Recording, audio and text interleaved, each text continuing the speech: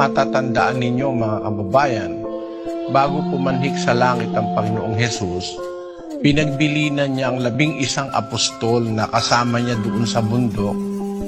Mas mabuti basahin na natin, kapatid na Daniel, yung 28:19 ng Mateo. Dahil dito magsiyaon nga kayo at gumawa kayo ng mga alagad sa lahat ng bansa, na sila'y inyong bautismuhan sa pangalan ng Ama at ng Anak at ng Espiritu Santo, na ituro ninyo sa kanila na kanilang ganapin ang lahat ng mga bagay na iniutos ko sa inyo. At narito, ako'y sumasa inyong palagi hanggang sa katapusan ng mga panahon. Maliwanag na ang utos ng Panginoong Hesus dun sa 11 apostol bago siya pumanik sa langit ay gumawa ng alagad sa lahat ng bansa. Ipangaral yung aral na kanyang itinuro. Sabi niya, ituro niyo sa kanilang ganapin lahat ng mga bagay na iniuutos ko sa inyo. Yung salita niyang gumawa ng alagad sa lahat ng bansa at turuang gumanap ng lahat ng kanyang mga utos, yun mga kapatid ay ang layunin ng Panginoong Hesus, maganap yung kalooban ng Ama sa langit na nagsugo sa Kanya. Sapagkat ang kalooban ng Ama, ang lahat ng tao ay maligtas. Sabi doon sa 2:4 ng unang Timoteo. Na siyang may ibig na ang lahat ng mga tao'y mangaligtas at mga kaalam ng katotohanan. Yun ang ibig ng Ama, na ang mga tao'y maligtas, lahat ng mga tao. Kung mayroong hindi maliligtas, hindi dahil sa gusto ng Amang hindi sila maligtas. Ang gusto ng Ama, ang ibig ng Ama ay maligtas lahat ng tao. Kaya lang mayroong hindi maliligtas, mayroong tao na ayaw o mayroong taong hindi nila ibig ang kaligtasan. Basahin natin ang Juan, Kapitulo 3, versikulo 19. At ito ang kahatulan na naparito ang ilaw sa sanglibutan, at inibig pa ng mga tao ang kadiliman kaysa ilaw, sapagkat masasama ang kanilang mga gawa. Merong mga taong ang ibig ay yung masama, ang ibig yung kadiliman, ang ibig yung kapahamakan. Kaya kung merong hindi maliligtas, ay hindi natin dapat iparatang sa Panginoon, kundi ang dapat nating unang makita, ibig ng Diyos, lahat ng tao ay maligtas. Kaya sa pagsunod dun sa kalooban ng Ama, ang Panginoong Hesus ay nag-utos sa kanyang mga alagad na gumawa ng alagad sa lahat ng bansa.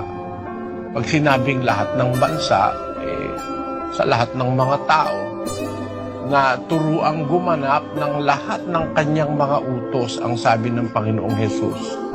Yun po ang layunin ng ating ginaganap na Bible exposition, mga kababayan, na nagbabakasakali tayo na mayroong mga tao na may ibig doon sa kaligtasang ipinangaral ng Panginoong Hesus, knowing that not all, alam namin sa kabila ng aming kaalaman, hindi lahat mayroong gusto ng kaligtasan. Merong mga tao na nagrirelihiyon, hindi po kaligtasan ang layon. Merong mga taong nagrirelihiyon dahil sa kampi-kampi. Merong nagrirelihiyon kunway naglilingkod sa Diyos, kunway sumasampalataya. Merong ibang intensyon, hindi ang kaligtasan. Filipos 1:15. Tunay na ipinangangaral ng iba si Kristo sa kapanaghilian at sa pakikipagtalo, at ng mga iba naman sa mabuting kalooban.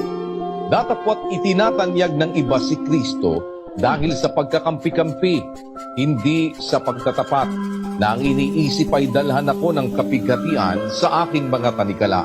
Maliwanag na mayroong mga relihiyong itinatag ng tao, hindi ang layon ay para sa kaligtasan, kundi dahil sa kampi-kampi, hindi sa mabuting kalooban. Ang sabi doon sa 15, Merong nagtatanyag sa kapanaghilian. Merong itinatanyag si Kristo dahil sa pakikipagtalo. At yan ay hindi po mahirap maunawaan, mga kababayan.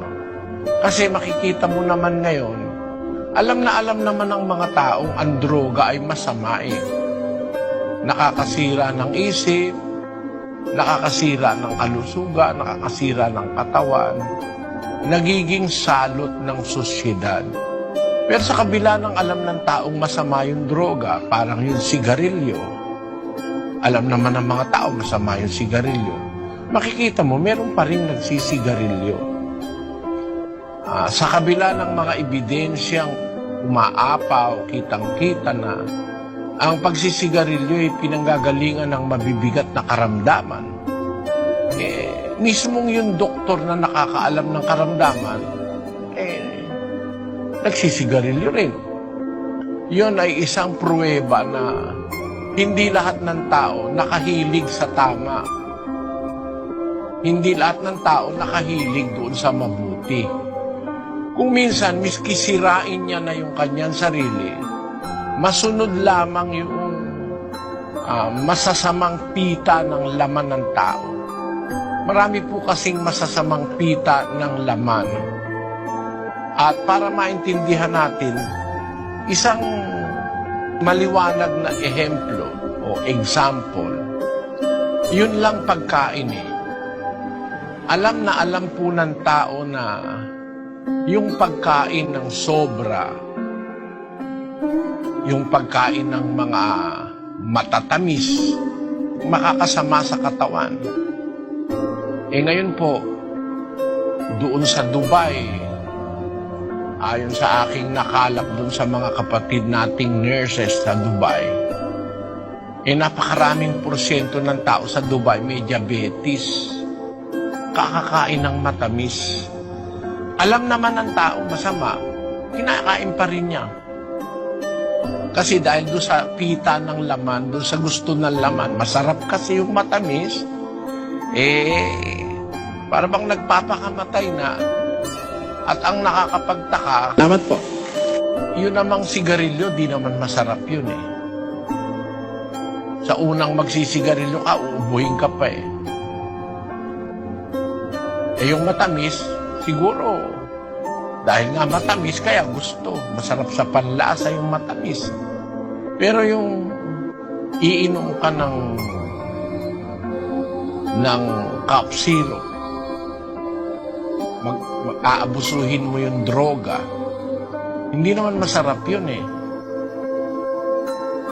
Yung alak, lalo na yung matapang na alak, di naman masarap yun eh. Pero magtataka ka bakit gusto ng tao. Yun ay pang literal, pang material. Pagpupunta ka sa panig ng espiritual, bakit meron tao iniibig pa yung kadiliman kaysa sa ilaw? Sabi ng Panginoong Hesus, naparito ang ilaw sa sanglibutan, inibig pa ng mga tao ang kadiliman kaysa ilaw. Ang ibig lang ipakita, mga kababayan, meron talagang mga tao, imbis ihilig yung sarili doon sa kabutihan, mas gusto nila yung kasamaan. Sinasabi yan ng ikalawang Tesalonica, Kapitulo 1, versikulo 8 hanggang 9. Na maghihiganti sa hindi nagsisikilala sa Diyos at sa kanila na hindi nagsisitalima sa ebanghelyo ng ating Panginoong Hesus, na siyang tatanggap ng kaparusahan na walang hanggang kapahamakan mula sa harapan ng Panginoon at mula sa kaluwalhatian ng kaniyang kapangyarihan. Merong mga tao hindi kumilala sa ebanghelyo, hindi kumilala sa Diyos. Sabi ni Pablo, maghihiganti sa hindi nagsisikilala sa Diyos at sa kanilang hindi nagsisitalima sa ebanghelyo ng ating Panginoong Hesus. Bakit merong ganon? Basahin natin ang ikalawang Tesalonica pa rin, 2:11.